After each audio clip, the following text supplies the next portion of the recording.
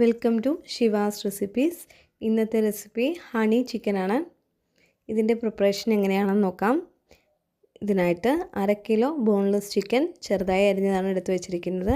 ഇതിലേക്ക് 1/2 teaspoon ginger garlic paste, 1/2 teaspoon Kashmiri മുളക് പൊടി, 1/2 teaspoon dark soya sauce, 1/4 teaspoon ഉപ്പ്, 1/2 ടീസ്പൂൺ കോൺഫ്ലോർ. ഈ മിക്സിലേക്ക് ഒരു മുട്ടയും കൂടി ചേർത്ത് കൊടുക്കണം.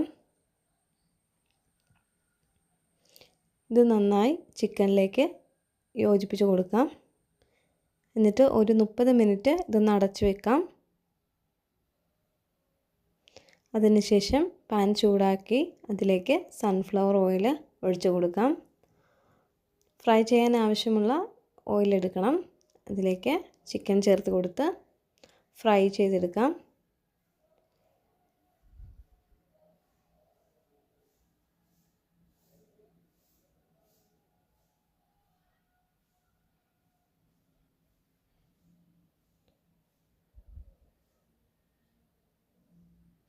അര കിലോ ചിക്കൻ 2 പ്രാവശ്യമായിട്ടാണ് ഞാൻ വറുത്തെടുക്കുന്നത്.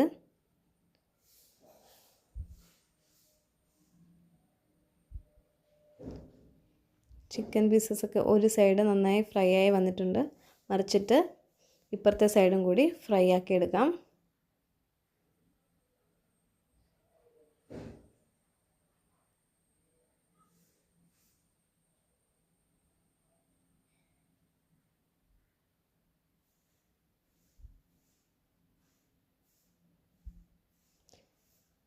ഇതുപോലെ ബാക്കിയുള്ള ചിക്കൻ കൂടി ഫ്രൈ ചെയ്തെടുക്കാം.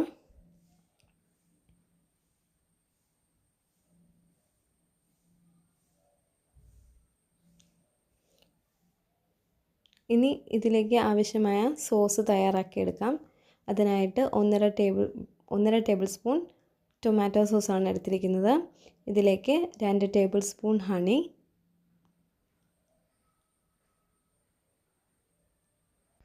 1 table spoon dark soya sauce,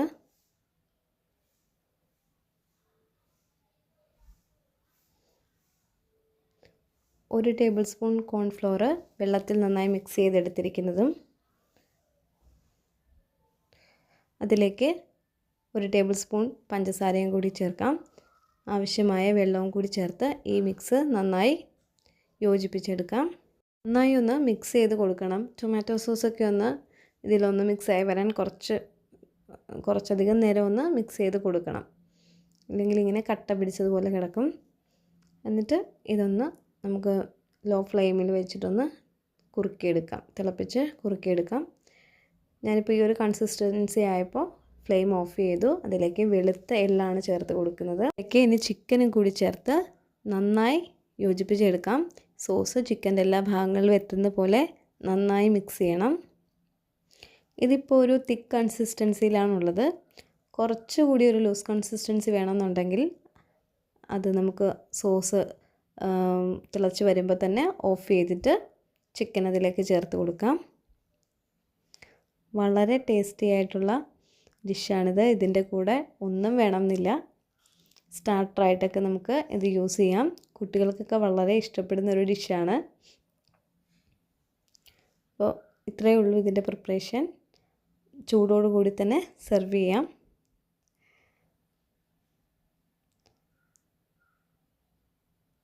thank you for watching.